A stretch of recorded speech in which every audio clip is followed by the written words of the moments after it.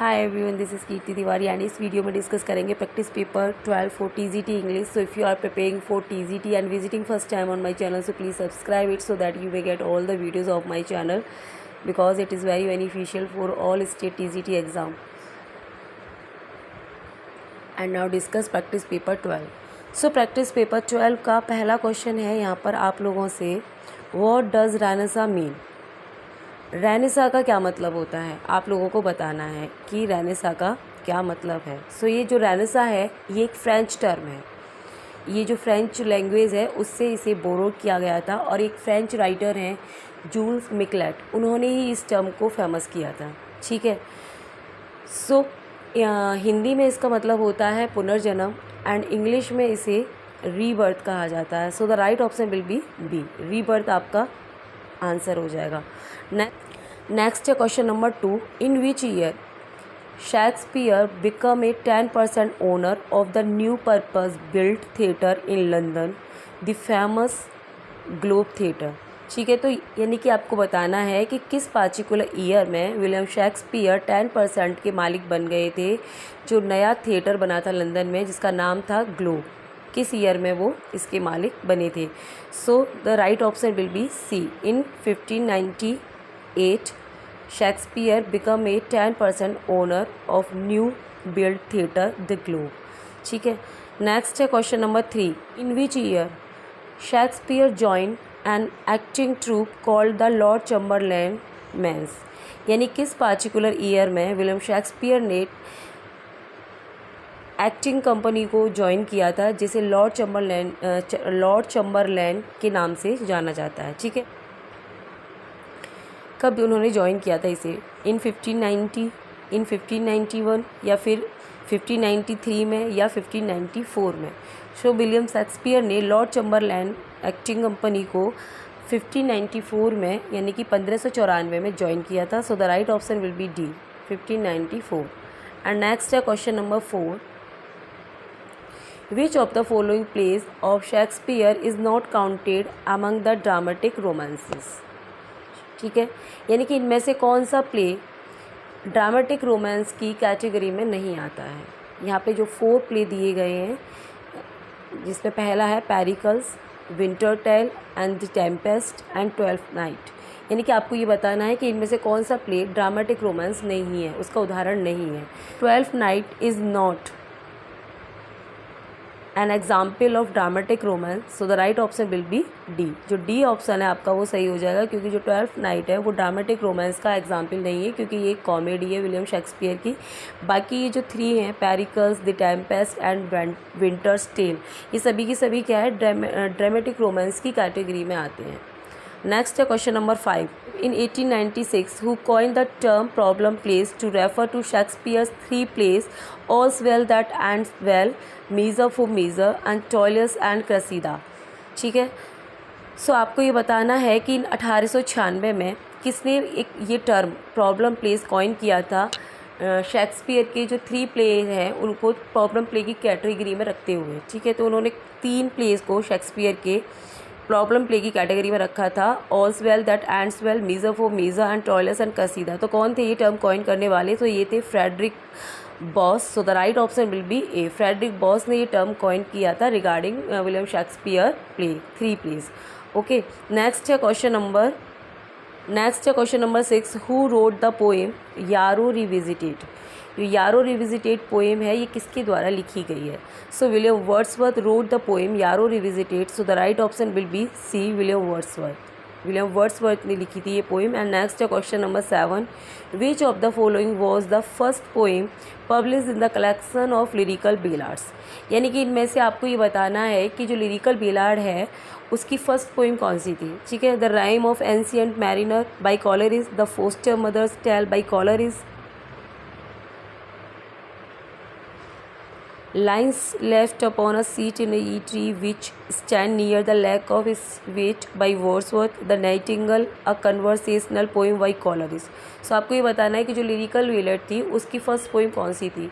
So actually जो lyrical Ballard है ये कोलैबोरेटिव वर्क मतलब एफर्ट था विलियम वर्ड्सवर्थ का और कॉलरिज का. इन दोनों का ये जॉइंट वेंचर था जिसमें कि टोटल जो पोइम्स थी उनकी संख्या थी 23 टोटल पोएम्स थी इसमें, जिसमें कि 19 पोएम विलियम वर्ड्सवर्थ के द्वारा ऐड करी गई थी और 4 पोएम थी जो कॉलरिज ने इसमें कंट्रीब्यूट करी थी। ठीक है, 4 पोएम कॉलरिज के द्वारा लिखी गई और 19 पोएम विलियम वर्ड्सवर्थ के द्वारा लिखी गई थी लिरिकल बेलाड्स में। तो जो इसकी फर्स्ट पोएम है, यानी कि उसको हम ओपनिंग पोएम भी कह सकते हैं लिरिकल बेलाड की, वो थी द राइम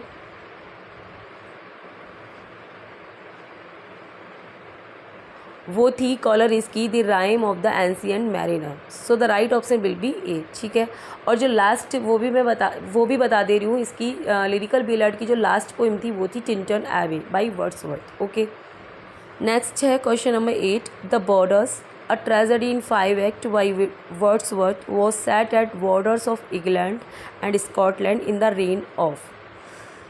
ठीक है, तो द बॉर्डर्स क्या है, एक ट्रेजेडी है, एक 5 एक्ट ट्रेजेडी है जो कि वर्ड्सवर्थ के द्वारा लिखी गई थी। और ये जो ट्रेजेडी थी वो सेट थी इंग्लैंड और स्कॉटलैंड के बॉर्डर पर, यानी कि ये जो प्ले है द बॉर्डर, ये किस पर सेट किया था, इंग्लैंड और स्कॉटलैंड के बॉर्डर पर सेट है। तो इसीलिए इसका टाइटल भी उन्होंने द बॉर्डर्स रखा है। तो ये किसके राज्य में, मतलब किसके राज्य को इसमें डिस्क्राइब किया गया है, ये आप लोगों को बताना है। Henry first, Henry the second, Henry the third और या फिर हेनरी द फोर्थ, किसके राज्य को इसमें बताया गया है। So the right option will be C, Henry the third. Henry the third को इसमें डिस्क्राइब किया गया है। नेक्स्ट है question number 9, who wrote the following lines, there have been greater poets than Wordsworth but none more original, he saw new things और he saw things in a new way. यानी कि जो lines हैं ये किसके द्वारा लिखी गई हैं, ये आपको बताना है। AC Bradley, Aldous Huxley, John Stuart Mill या फिर HW गैरट, किसके द्वारा ये लाइन्स लिखी गई हैं। सो जो राइट ऑप्शन है आपका वो हो जाएगा ए, AC ब्रैडली के द्वारा ये लाइन लिखी गई है। वो कह रहे हैं लाइन्स में कि मैंने बहुत सारे ग्रेट, मतलब महान पोइट्स को देखा है विलियम वर्ड्सवर्थ से भी ज़्यादा, मतलब विलियम वर्ड्सवर्थ से ज़्यादा महान पोइट्स को मैंने देखा है, लेकिन नन मोर ओरिजिनल, लेकिन उनसे ज़्यादा ओरिजिनल कोई नहीं है। वो कोई भी चीज़ जो है नई चीज़ को दिखाते हैं और उनका जो दिखाने का तरीका है वो बिल्कुल एकदम अलग नई तरीके से होता है, मतलब नए वे में होता है, नई तरीके से नई चीज़ों को वो दिखाते हैं। ऐसी ब्रैडली ने ऐसा कहा है विलियम वर्ड्सवर्थ के लिए। ठीक है, नेक्स्ट है question number 10, Matthew Arnold in his LG memorial versus पे ट्रिब्यूट टू। यानी कि जो मैथ्यू आर्नोल्ड हैं अपनी एलजी मेमोरियल वर्सेस में या मेमोरियल वर्सेस को किसको समर्पित किया है उन्होंने। ठीक है, ये आपको बताना है। लॉर्ड बायरन को, जॉन वॉल्फगैंग वॉन गोथे या फिर विलियम वर्ड्सवर्थ या फिर ऑल ऑफ द एबव। ठीक है, so the right option will be D, all of the above. उन्होंने अपनी जो ये जो मेमोरियल वर्सेस है उसमें इन्होंने तीनों राइटर्स को समर्पित की है। ठीक है, लॉर्ड बायरन, जॉन मतलब गोथे को भी और विलियम वर्ड्सवर्थ, तीनों को ही ये उनकी एलजी जो है समर्पित है। ठीक है, नेक्स्ट है question number 11, this term is an act of creating in someone's mind an idea that a person will associate it with a past experience. It is an act of telling stories that are set in the real world. It is, तो क्या है ये term आपको बताना है कि ये term क्या है। ट्रेजेडी, कैथारसिस, मिमेसिस या फिर thought. So the right option will be C, this term is a mimesis, है ना। सो सी आपका जो है सही हो जाएगा। नेक्स्ट है question number 12, who is being criticised by Robert browning in the following lines. यानी कि रॉबर्ट ब्राउनिंग के द्वारा इन लाइन्स में किसको क्रिटिसाइज किया जा रहा है।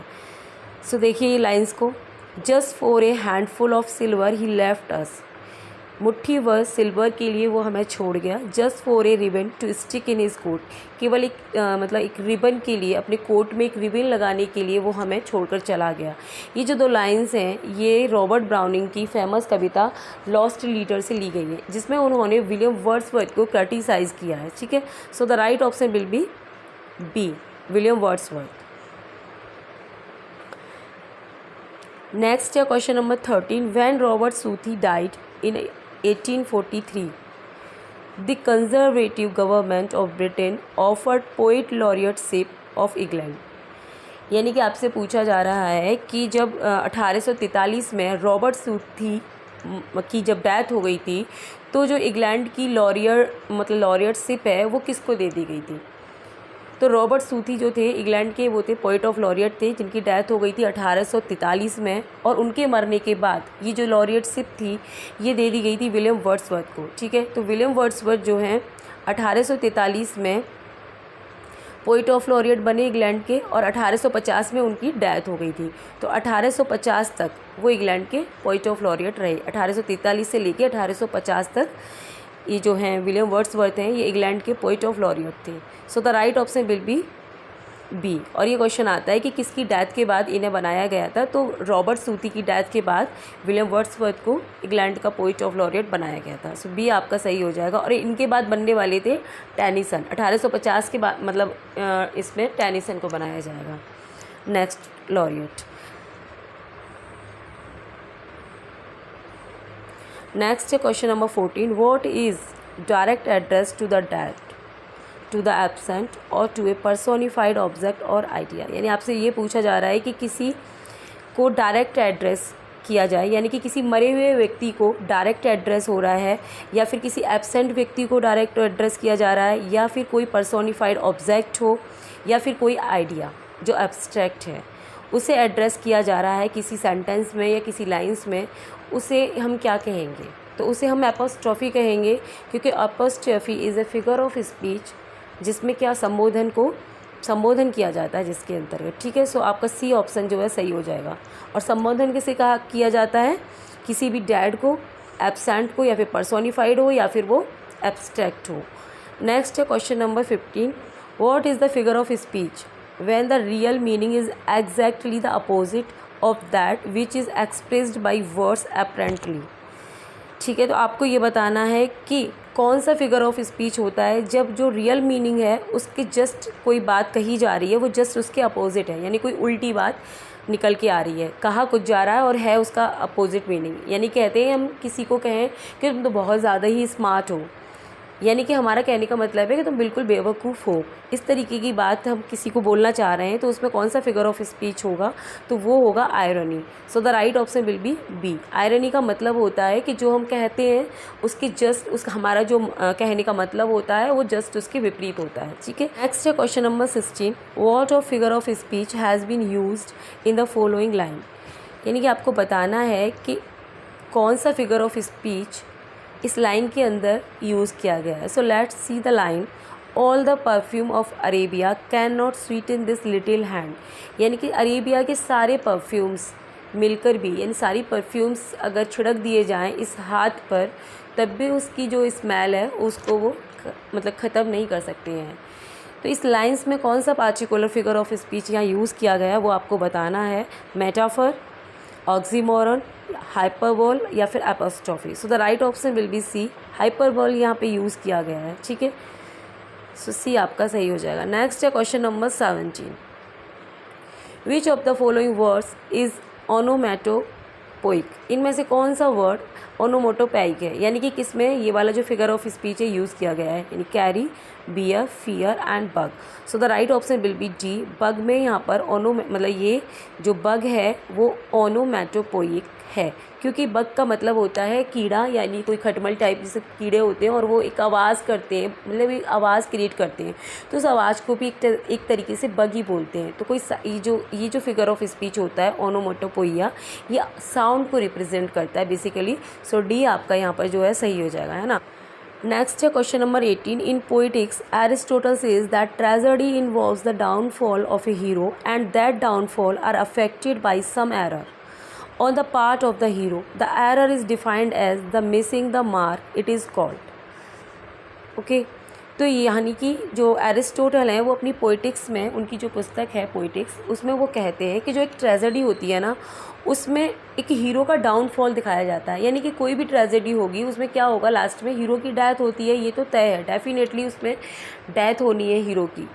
तो जो डेथ होती है वो उसके करैक्टर के अंदर एक कमी के होने के कारण होती है, यानी कि वो कमी ना होती उसके करैक्टर में तो शायद उसकी डेथ ना होती, क्योंकि उसके अलावा उसके अंदर बहुत सारी क्वालिटीज़ होती हैं, अच्छी अच्छी क्वालिटीज़ होती हैं जो उसे उस प्ले का हीरो बनाती हैं। लेकिन उस एक पार्टिकुलर एरर की वजह से वो बेचारा, उसका डाउनफॉल हो जाता है ट्रेजेडी के अंदर और उसकी मतलब डेथ हो जाती है उस एरर की वजह से। तो जो एरर है वो मिसिंग द मार्क है उसके करैक्टर में, तो उसे और किस नाम से जाना जाता है या उसे क्या कहा जाता है उस एरर को, है ना। तो उसे कहा जाता है hamartia. So the right option will be D.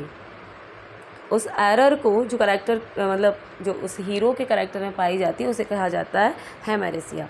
और ये बहुत ज़्यादा फेमस टर्म है जो एरिस्टोटल ने अपनी पोइटिक्स में दिए हैं regarding tragedy. And question number 19, it is recognition और recovery.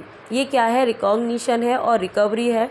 It is the movement when the hero passes from ignorance to knowledge.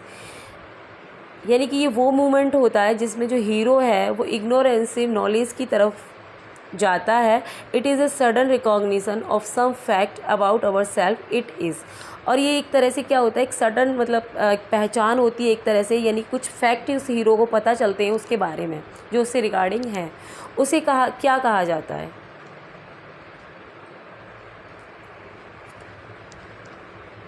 ये आपको बताना है। सो let's see the option.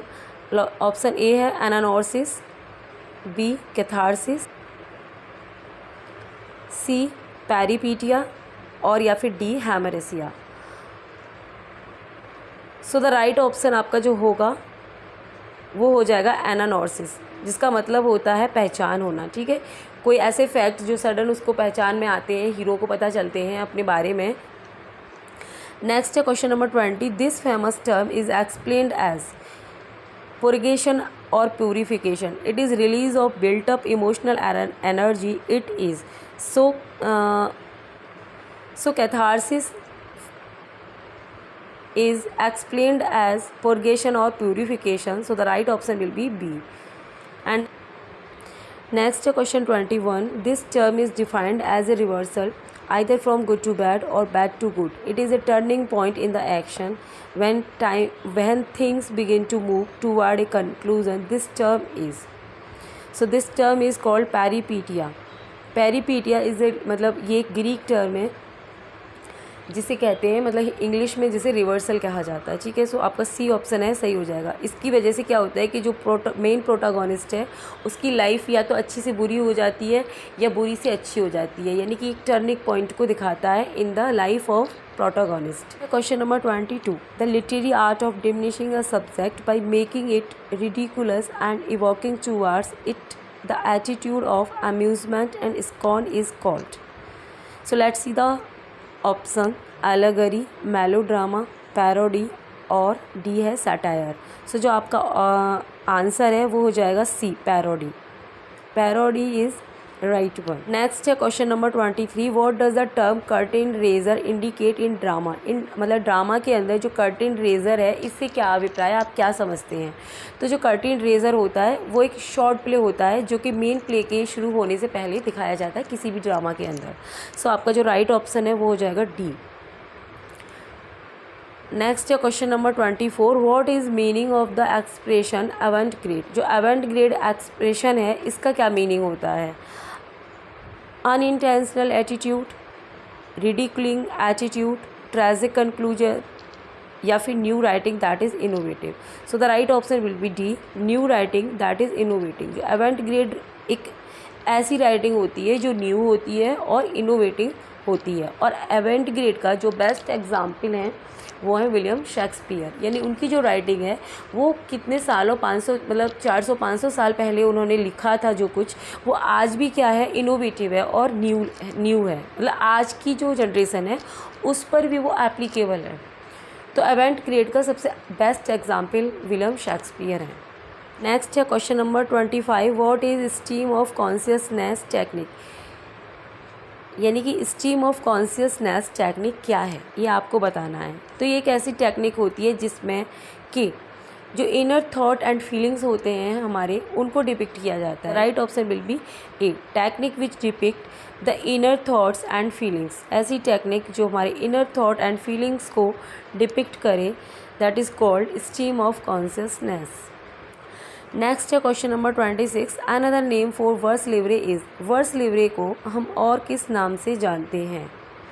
So let's see the option, free verse और open verse, blank verse, courtly verse या फिर none of the above. So the right option will be A, free verse. Verse libre को free verse के नाम से भी जाना जाता है। ये नहीं, इसमें कोई मेजरमेंट मतलब कोई रेगुलर पैटर्न को ये फॉलो नहीं करती, लाइन फ्री होती है बिल्कुल। नेक्स्ट है question number 27। Aristotle explains that the medium specific to poetry is one that uses what, यानी कि पोइट्री के लिए क्या मीडियम होना चाहिए उनके according. Best medium, language alone, word and pictures या फिर rhyme. So the right option will be A, language alone.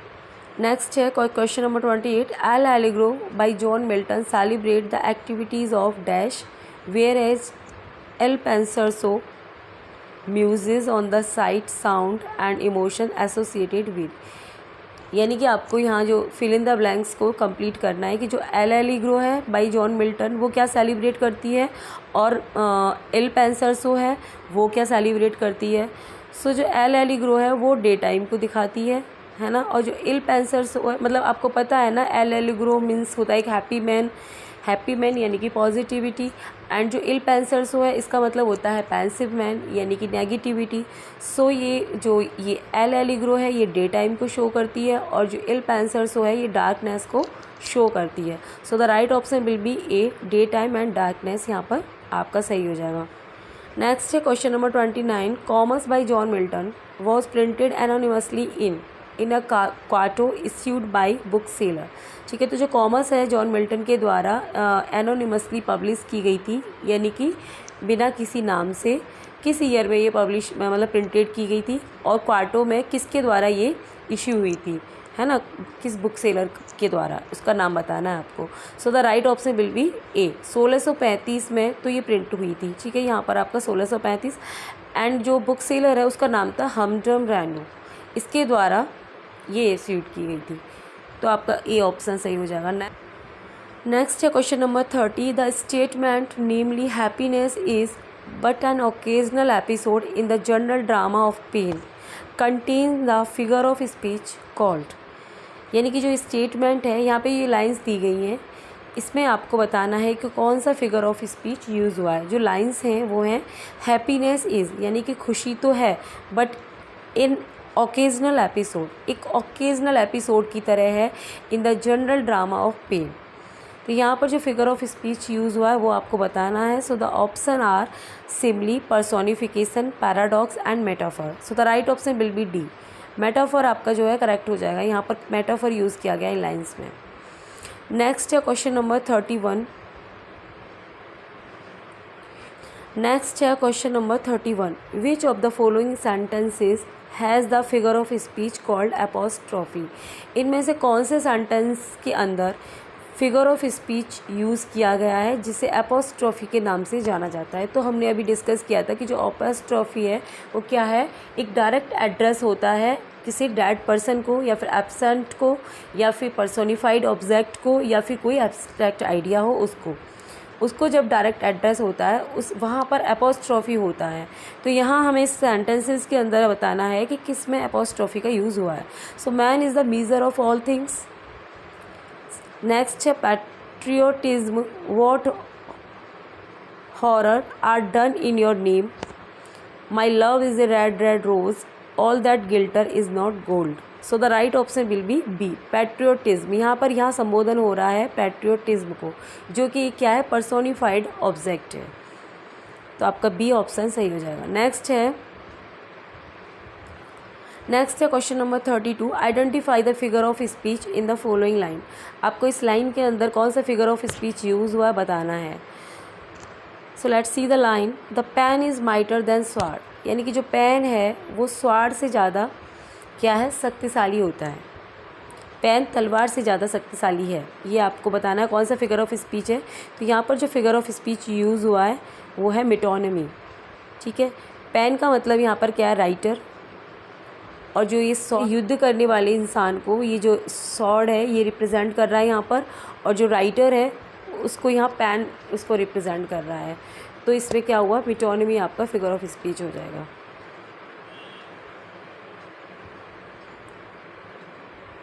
सो यहाँ पर जो ऑप्शंस हैं ये हैं metaphor, simile, personification and metonymy. तो आपको आई होप क्लियर हो कि यहाँ मेटोनिमी ही यूज़ होगा। नेक्स्ट है question number 33, what figure of speech is in the man is no fool. So let's see the option, litotes, tautology, euphemism and epigram. So the right option will be A, litotes आपका जो है सही option हो जाएगा। Next है question number 34, find the figure of speech in to err is human to forgive divine. यहाँ पे आपको फाइंड आउट करना है कि कौन सा फिगर ऑफ स्पीच यूज़ किया गया है। सो टू एर इज़ ह्यूमन यानी गलती करना मानवीय है, टू फॉरगिव डिवाइन जबकि माफ़ करना क्या है, देवीय है। तो यहाँ पर एक फिगर ऑफ स्पीच यूज़ हुआ है which is called antithesis. So the right option will be D. यहाँ पर दो अपोजिट फ्रेज को एक साथ रखा जाता है जैसे टू एर और टू फॉरगिव। नेक्स्ट है question number 35, the substitution of part for the whole is. यहाँ आपको बताना है कि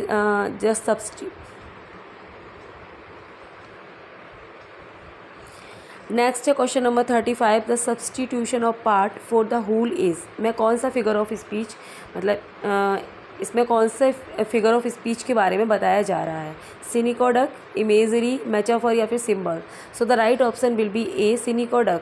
ये जो है सब्सटीट्यूशन की तरह होता है जो कि स्टैंड करता है पूरे पार्ट के लिए, है ना। तो सिनिकोडक आपका सही हो जाएगा। नेक्स्ट है question number 36, the rhyming of vowel sound. Vowel मतलब राइमिंग जिसमें वोवल साउंड आ रही है without the rhyming of consonant is known है, जिसमें कॉन्सोनेंट की मतलब साउंड नहीं है, केवल वोवल साउंड हो, उसमें कौन सा फिगर ऑफ स्पीच होता है। सो एलिटरेशन, रिदम, मेलोडी या फिर assonance. So the right option will be D, assonance. The repetition of vowel sound is called assonance. सो आपका एसोनेंस सही हो जाएगा, जबकि repetition of consonant sound is called alliteration. यानी कि जो कॉन्सोनेंट का रिपीटेशन होता है उसे हम एलिटरेशन कहते हैं, और रिपीटेशन होता है जब वोवल साउंड का, उसे हम एसोनेंस कहते हैं, ना। तो डी आपका सही हो जाएगा। नेक्स्ट है question number 37, which figure of speech is use in the following lines. कौन सा figure of speech in lines के अंदर यूज हुआ है, मतलब यूज़ हुआ है। सो let's see the line, alone alone, all alone, alone on a wide wide sea. So the right option will be C. Alliteration is used in these lines. Alliteration का use हुआ इन lines में। Next है question number 38, what is the figure of speech in the following sentence. इस sentence में कौन सा figure of speech use हुआ है आपको बताना है। Authority forget a dying king. So the right option will be A, personification is use in this sentence. So आपका सही ऑप्शन हो जाएगा ए।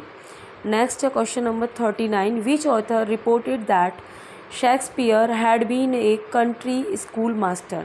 यानी कि कौन से ऑथर ने ये कहा था, ये बताया था कि जो शेक्सपियर हैं वो एक स्कूल मास्टर भी रहे थे, है ना। तो आपके जो ऑप्शन है वो है Nicholas Rowe, John Aubrey, John Fletcher, none of these. So the right option will be B, John Aubrey एक ऐसे ऑथर हैं जिन्होंने ये क्लेम किया था कि जो विलियम शेक्सपियर हैं वो एक कंट्री स्कूल मास्टर रहे थे, है ना। तो बी आपका सही हो जाएगा। नेक्स्ट है question number 40, Shakespeare left his home village for London इन। यानी कि अपना होम विलेज शेक्सपियर ने कब छोड़ दिया था, किस पार्टिकुलर ईयर में उन्होंने अपना होम विलेज छोड़ दिया था और लंदन आ गए थे। So the right option will be A, in 1587, 1587 में उन्होंने अपना होम टाउन छोड़ दिया था। नेक्स्ट है क्वेश्चन नंबर 41, रीचिंग लंदन इन 1587 शेक्सपियर जॉइन। यानी कि लंदन पहुंचने के बाद इन 1587 शेक्सपियर ने ज्वाइन कर लिया था क्या, Burbage's company of actors, job in a school, group of university with, none of these. यानी कि वहाँ पहुँचने के बाद उन्होंने उन्होंने क्या ज्वाइन कर लिया था, Burbage's company of actors. Burbage's company of actors को उन्होंने ज्वाइन कर लिया था वहाँ पहुँचने के बाद। तो ए आपका यहाँ सही हो जाएगा। नेक्स्ट है question number 42, on August 11, 1596 one of Shakespeare's children died at the age of 11। ठीक है। तो अगस्त 11 को मतलब 1596 में शेक्सपियर के एक बच्चे की डेथ हो गई थी जो कि 11 ईयर्स ओल्ड था ओनली। तो वो बच्चा कौन सा था? तो वो था Hamlet. So the right option will be A, Hamlet died at the age of 11, है ना, 11 की एज में ये डाइड मतलब डेथ हो गई थी इसकी। नेक्स्ट है question number 43, between what time period did William Shakespeare begin a successful career in London as an actor? यानी कि किस टाइम पीरियड के बीच में विलियम शेक्सपियर ने एक सक्सेसफुल कैरियर स्टार्ट किया इन लंदन एक एक्टर के रूप में? सो बिटवीन 1585 से लेके 1592 के बीच में उन्होंने अपना एक सक्सेसफुल कैरियर स्टार्ट किया in London. So the right option will be A. Next है question number 44, which period of Shakespeare's career life is referred as lost years by scholars? यानी कि स्कॉलर्स के द्वारा विलियम शेक्सपियर का कौन सा period of time as a lost years refer किया जाता है? So the right option will be D आपका सही हो जाएगा, बिटवीन 1585 एंड 1592। इसी टाइम और पीरियड को इनका लॉस्ट ईयर्स भी माना जाता है।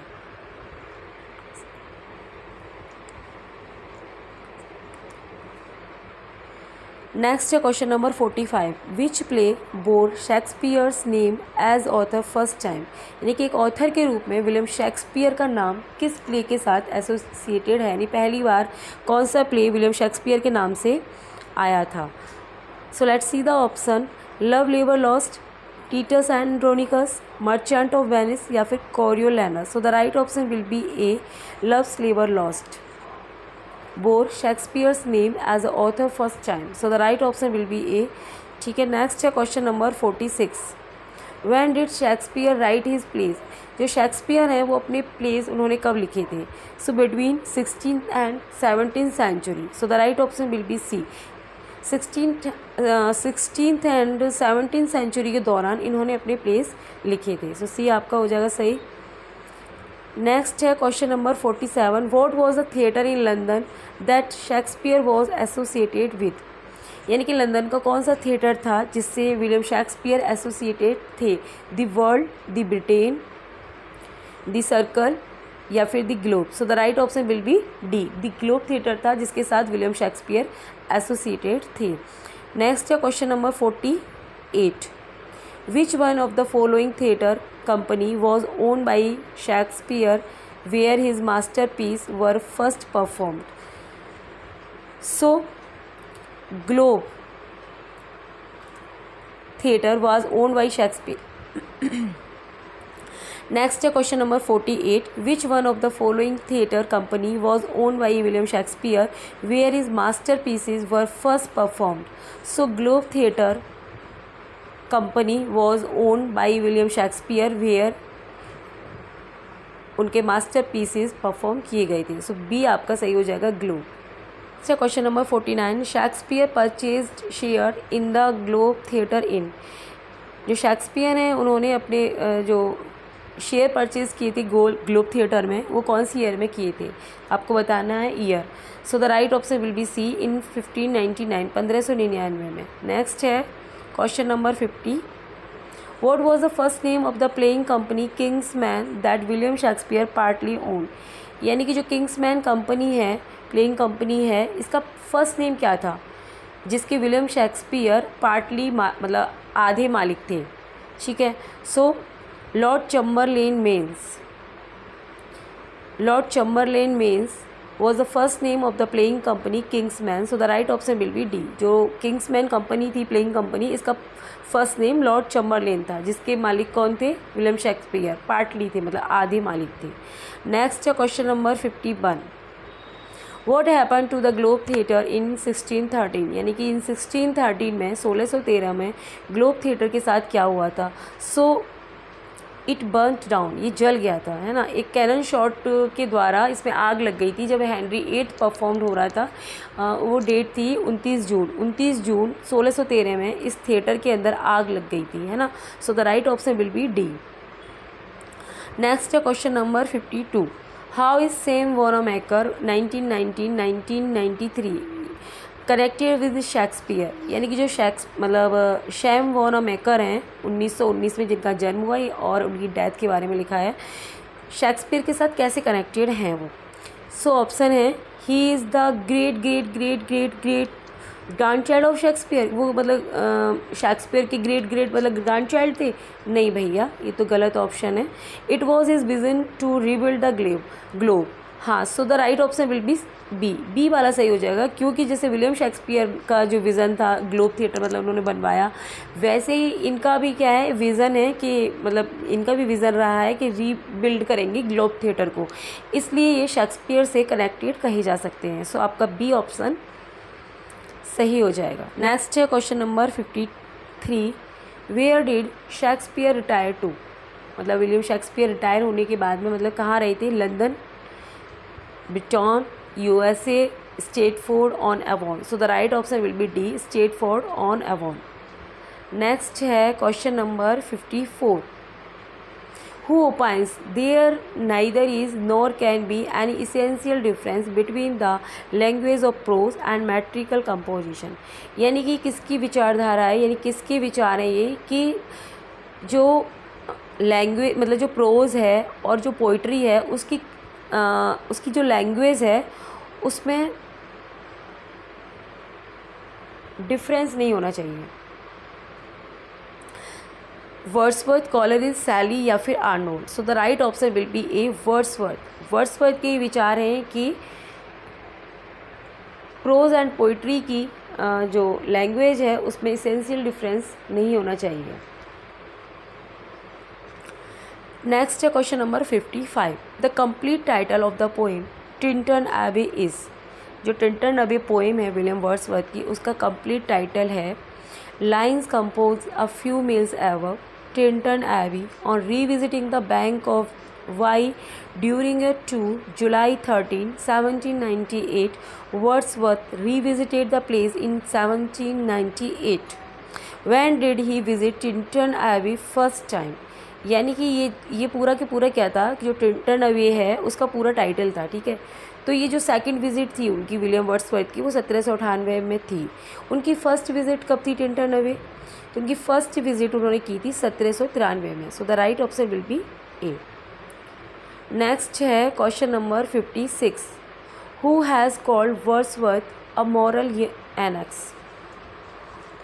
यानी वर्ड्सवर्थ को एक मॉरल एनेक्स किसने कहा है। So Shelley called Wordsworth a moral annex. So the right option will be B, Shelley ने विलियम वर्ड्सवर्थ को एक मॉरल एनेक्स कहा है। तो आपका जो बी है वो ठीक हो जाएगा, शैली। एंड नेक्स्ट है question number 57, who criticize Wordsworth for not following his own theory of poetry.